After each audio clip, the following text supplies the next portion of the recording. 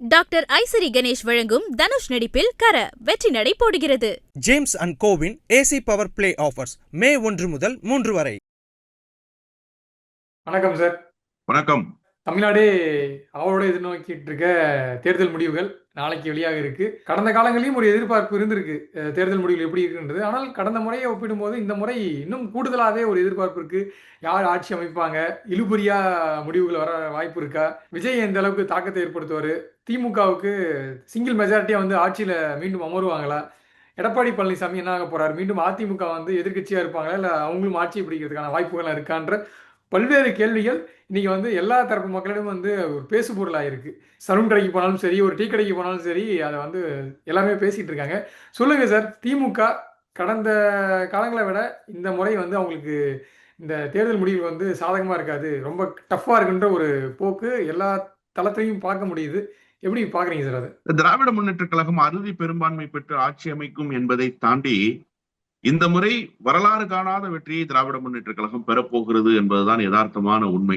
குறிப்பாக களத்துல மக்கள் முகங்களில் மு.க. ஸ்டாலின் முகமாகவே தென்பட்டது என்று சொல்கிற அளவுக்கு பிரச்சார பயணத்தில் நான் மக்களினுடைய முகங்களை பார்த்தேன். போகிற இடங்களில் எல்லாம் திராவிட முன்னேற்ற கழகத்தினுடைய தேர்தல் அறிக்கை மிகப்பெரிய வரவேற்பை பெற்றிருக்கிற காட்சியை களத்தில் பார்க்க நேர்ந்தது. இதை தாண்டி இந்த 5 ஆண்டு காலத்தில் இந்த அரசு செய்திருக்கிற சாதனை இருக்கிறது அல்லவா, அந்த சாதனை மக்களை மிக மிக மிக கவர்ந்திருக்கிறது என்பது அவர்களிடத்துல பேசுகிற போதே வெளிப்படுகிற செய்தியாக இருந்தது என்பதுதான் உண்மை. அதுல குறிப்பா மகளிரினுடைய வாக்கை 90 விழுக்காடு திராவிட முன்னேற்ற கழகம் இந்த முறை பெறுகிறது என்பது திராவிட முன்னேற்ற கழகத்துக்கு இருக்கிற கூடுதல் மைலேஜ் தான் நான் பாக்குறேன். நீங்க 90% சொல்றீங்க, ஆனா அதை விட கூடுதலா வந்து தாவேகாவுக்கு போகும். விஜய்க்கு ஒரு பெண்கள் வாக்கு, அதுவும் முதல் தலைமுறையா வாக்களிக்கக்கூடிய பெண்கள், இளம் பெண்கள்லாம் வந்து விஜய்க்கு தான் ஓட்டு போடுவாங்க அப்படின்ற ஒரு நரேட்டிவா செட் பண்றாங்களான்னு தெரியல. ஆனா சோசியல் மீடியாக்கள் இது போன்றையும் நிறைய பார்க்க முடியுது சார். இல்ல, அதாவது சமூக வலைதளத்தினுடைய தாக்கம் கிராமப்புறங்களை சென்று சேருவதில்லை என்பதை நீங்க ஏற்கணும். மறுக்கவே முடியாத உண்மைகளில் அதுவும் ஒன்று. சமூக வலைதளத்தை பயன்படுத்துபவர்களுடைய எண்ணிக்கை எவ்வளவாக இருக்கும்னு நீங்க கணக்கிட்டீங்கன்னா உண்மையிலேயே நீங்க வந்து வாக்களித்தவர்களினுடைய சதவீதம் எவ்வளவு, அதில் பெண்கள் வாக்கு யாருக்கு கிடைச்சிருக்குங்கிறத ரொம்ப எளிதா புரிந்து கொள்ள முடியும். நான் 2 நாட்களாக நிறைய நேர்காணல்களில் சொல்லுகிற ஒரே ஒரு செய்தி தான், இதை விட மிகப்பெரிய ஆதரவு அலை 2016 மக்கள் நல கூட்டணிக்கு இருந்தது. மக்கள் நல கூட்டணி இதை விட மிகப்பெரிய வரவேற்பை சமூக வலைதளங்களில் பெற்றது. ஆனா மக்கள் நல கூட்டணியினுடைய முடிவு என்னவாக இருந்தது என்பதை தமிழ்நாடு பார்த்தது. அதே போன்றது ஒரு முடிவு தான் இந்த முறை விஜய்க்கும் வரும் என்பதுதான் யதார்த்தமான உண்மை. நீங்க விஜய் எந்த நம்பிக்கையை மக்களிடத்திலே விதைத்திருக்கிறார் என்பதை பார்க்கணும். 5 ஆண்டு காலம் ஆட்சி நடைபெற்றிருக்கு. இதற்கு முன்பு ஒரு 10 ஆண்டு காலம் அதிமுகவினுடைய ஆட்சி. எடப்பாடி பழனிசாமி விதைத்த நம்பிக்கையை ஒரு 20% விஜய் விதைத்திருக்கணும்ல. சீமான் விதைத்த நம்பிக்கையை குறைந்தபட்சம் ஒரு 10% விஜய் விதைத்திருக்கணும்ல. இல்லையே. நீங்க தமிழ்நாடு முழுக்க ஒரு 234 தொகுதியை கணக்கில் எடுத்தா 234 தொகுதிக்கும் முதலமைச்சர் வேட்பாளர் என்று சொல்லப்படுகிற 4 பேர் களத்துல இருக்காங்க. ஒன்று திமுகவினுடைய தலைவர், இன்னொன்று அதிமுகவினுடைய தலைவர், அடுத்து நாம் தமிழர் கட்சி, அதற்கடுத்து தமிழக வெற்றி கழகம். இவங்க 4 பேர் தானே முதலமைச்சர் கேண்டிடேட்ஸ். மீதி யாரும் முதலமைச்சர் கேண்டிடேட் இல்லை, எல்லாரும் எம்எல்ஏக்களுக்கு போட்டியிடுற கட்சிகள் தான். அப்ப இவர்கள்ல 3 பேர் தமிழ்நாடு முழுமைக்கும் சுற்றுப்பயணம் போயிட்டாங்க, 234 தொகுதிக்கு போயிட்டாங்க. விஜய் 234 தொகுதிக்கும் போயிட்டாரா? 234 அது வந்து அவசியம் இல்லாதது. விஜய் ஒரு இடத்துல தமிழ்நாட்டுல பேசினாலே அது வந்து நீங்க இருக்கக்கூடிய ஊடகம், அவர் மேல இருக்கக்கூடிய அந்த ஊடக வெளிச்சமும் சரி, அந்த நீங்க சொன்ன மாதிரி சோசியல் மீடியாக்களும் சரி, அதை கொண்டு போய் உலகம்லாம் சேர்க்கிறாங்க. ஸோ அதுவே வந்து விஜய்க்கு போதுமான அளவுக்கு போதுன்றதானே அவங்களுடைய கருத்தா இருக்கு. இது வந்து ஒரு நீங்க ஓல்ட் திரும்ப ஜெனரேஷன் திரும்ப பாலிடிக்ஸ், இது நியூ ஜெனரேஷன் திரும்ப பாலிடிக்ஸ் வந்து நீங்க வேற மாதிரி இருக்கு. இல்ல சார், திரும்ப திரும்ப இந்த தரப்பு ஒரு விஷயத்துக்குள்ளேயே நிக்கிறாங்க. இங்கே பேசுவது அங்கே சோசியல் மீடியா மூலமாக போகுது. நான் திரும்ப ஒரே ஒரு விஷயத்தை தான் கேட்க விரும்புறேன். சோசியல் மீடியாவை பயன்படுத்துபவர்களுடைய எண்ணிக்கை எவ்வளவு? சோசியல் மீடியாவை பயன்படுத்துபவர்களுடைய வயது என்ன? நீங்க இதை கணக்கில் எடுங்க. இதை கணக்கில் எடுத்தாலே விஜய்க்கு என்ன ஆதரவு இருக்கு, என்ன ஆதரவு இல்லைன்றது தெரிஞ்சிடும். ஒண்ணு வேணாம், ரொம்ப சின்ன உதாரணத்தை நான் சொல்றேன். சென்னையில் விஜய் பேசுவதாகவே வைத்துக் கொள்வோம். சென்னையில் விஜய் பேசிய செய்தியை பாப்பிரெட்டிப்பட்டியில் இருப்பவர்கள் எத்தனை பேர் பார்க்கிறாங்க? வேப்பனஹள்ளியில் இருப்பவர்கள் எத்தனை பேர் பார்க்கிறாங்க? மேலூர்ல இருப்பவர்கள் எத்தனை பேர் பார்க்கிறாங்க? அவர்களுக்கு என்ன செய்தி போய் சேருகிறது?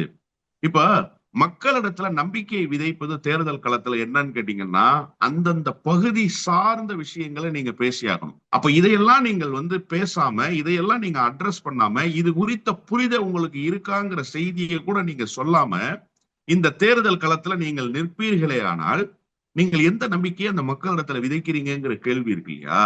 அதுக்கு விஜய் என்ன பதில் வச்சிருக்கிறாருன்னு கேக்குறேன். உங்க முகத்தையும் நீங்க மக்களிடத்துல காட்ட மாட்டீங்க ஒரு நம்பிக்கையை பெறுவதற்கு. உங்கள் குரலும் அந்த பகுதி சார்ந்து பதிவு செய்யப்படாது.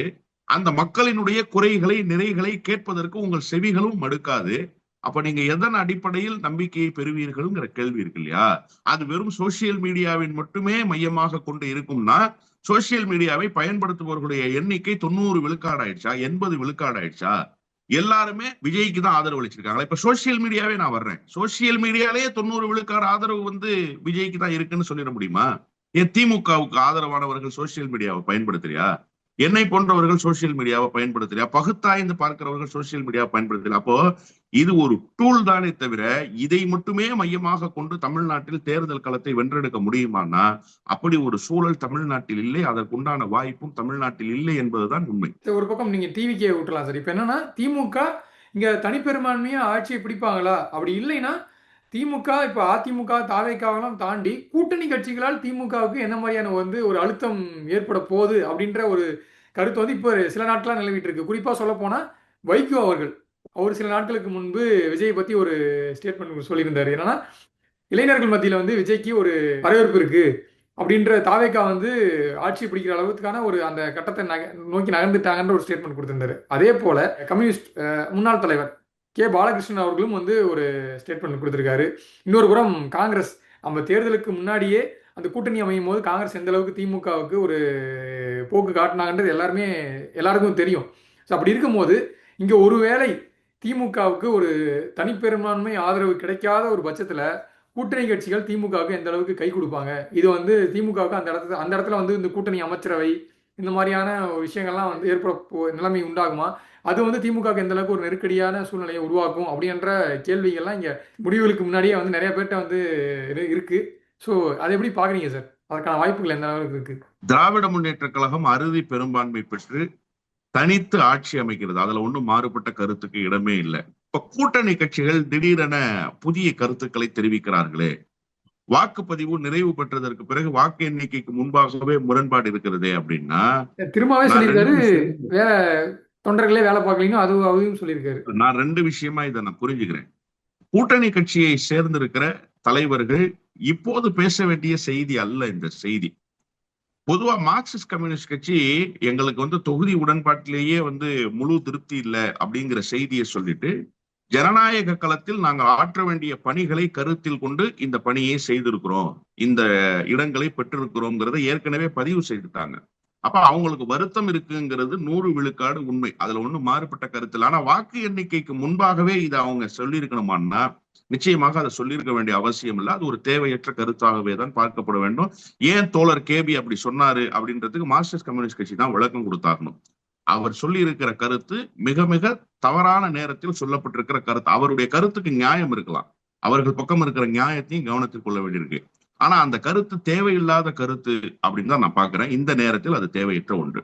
அண்ணன் திருமா சொல்லியிருக்கிறது என்ன அப்படின்னா, தேர்தல் களத்தில் தங்களுக்கு இருந்த சிக்கல்களை இந்த நேரத்துல பேசுறாரு. இந்த தேர்தல் களத்துல ரொம்ப நெருக்கடியான ஒரு மனநிலைக்கு அண்ணன் திருமா தள்ளப்பட்டு விட்டாரோ என்கிற ஒரு கவலைப்பாடு எல்லோரிடத்திலும் இருக்கு. ஏன்னா நானே வேட்பாளராக போட்டியிடுகிறேன் என்று சொன்னது, தன்னை அந்த களத்திலிருந்து விடுவித்துக் கொண்டு இளைய பெருமாளினுடைய வாரிசை கொண்டு நிறுத்தியது, அடிக்கடி நேரலையில் தோன்றி நிறைய செய்திகளை பேசுவதன் மூலமாக புதிய புதிய சர்ச்சைகளுக்கு வழிவகுத்தது அப்படின்னு அண்ணன் திருமா வழக்கத்துக்கு மாறான ஒரு முகத்தை வெளிப்படுத்தி விட்டார். அவருக்கு ஏதோ ஒரு சிக்கலும் ஒரு சங்கடமும் இருக்கிறது அப்படிங்கிறது களத்துல எதிரொலிக்கத்தான் செய்தது.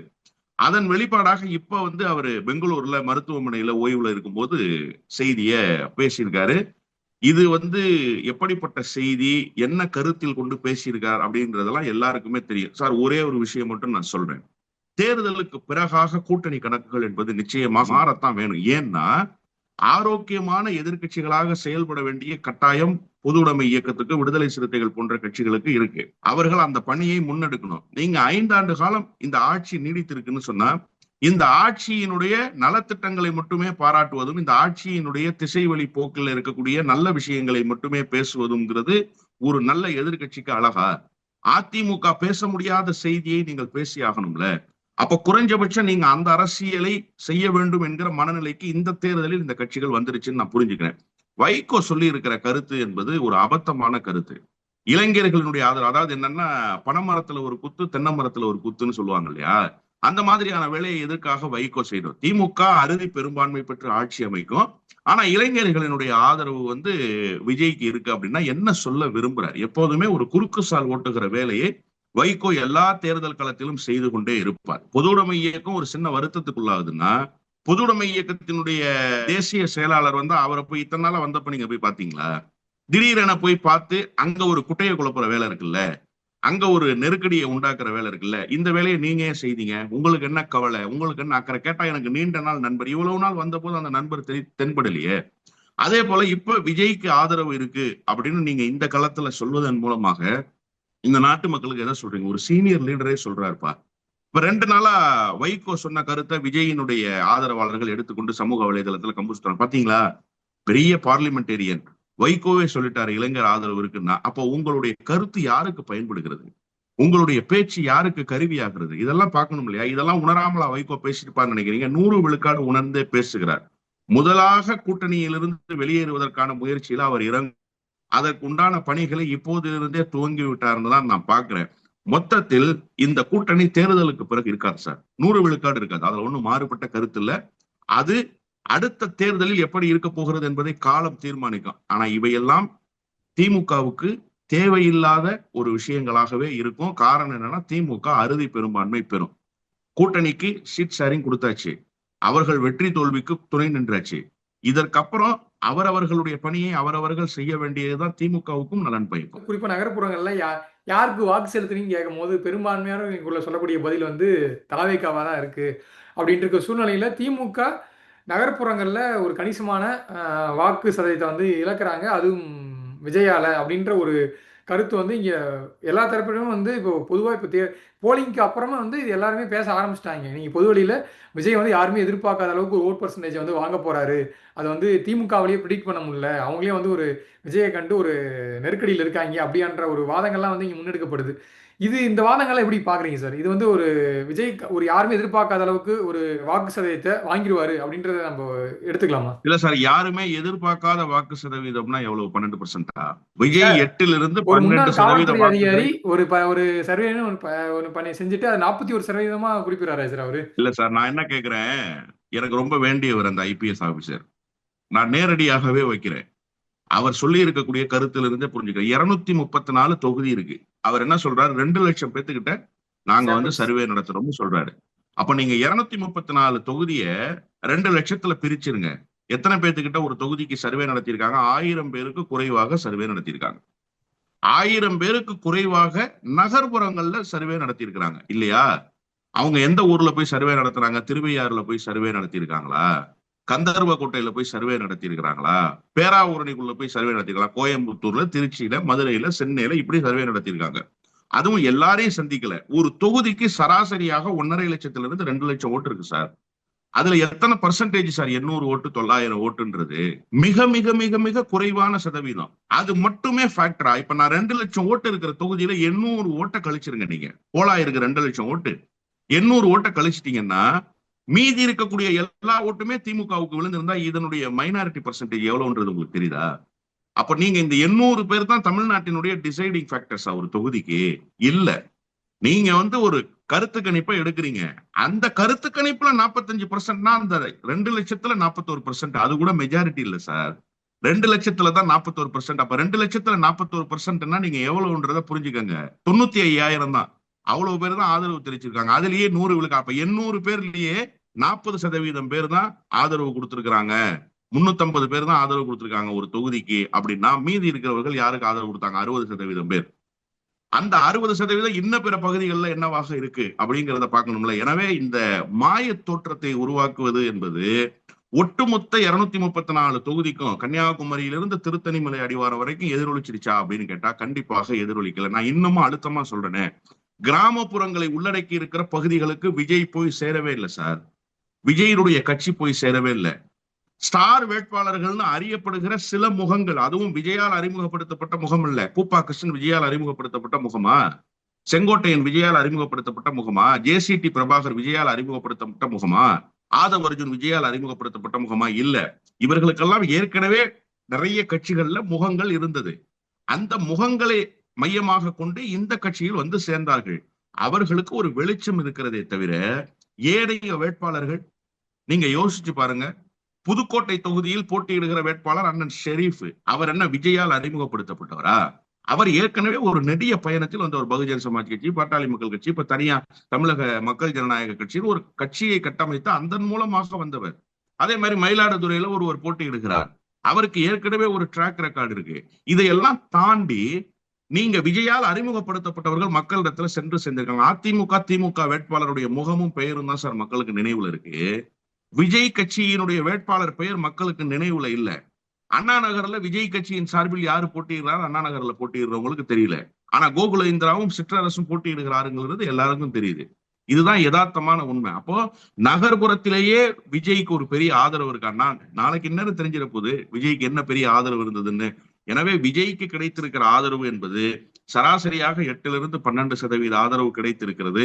அதுவும் சீமானுக்கு கிடைத்தது மாதிரியான ஆதரவு. இந்த முறை விஜய்க்கு வாக்களித்தவர்கள் அடுத்த முறை விஜய் போட்டியிட்டால் வாக்களிக்க மாட்டாங்க. இது ஒரு மாயை. என்னன்னு கேட்டீங்கன்னா, மாற்றத்தை விஜய் தரப்போகிறார். என்ன மாற்றத்தை அவர் தரப்போறாருங்கிறத நீங்க விஜய் இதுவரைக்கும் கடந்து வந்த பயணத்துல பார்க்கணும்.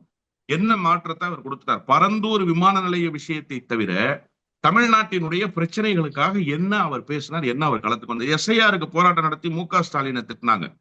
MK ஸ்டாலினுக்கு SIR-க்கும் தொடர்பு இருக்கா? ஒரு தொடர்பும் கிடையாது. இம்ப்ளிமெண்ட் பண்ணது யாரு? ஒன்றிய அரசு. அவருடைய படம் சார். அந்த படத்தை ரிலீஸ் பண்ண விடாம ஒன்றிய அரசு தடுத்து நிறுத்துது. இங்க வேட்பாளர்களுக்கு நேர்காணல்னு தேதி அறிவிக்கிறார். அந்த தேதியில சம்மன் அனுப்பிச்சு டெல்லிக்கு கூப்பிடுறாங்க CBI.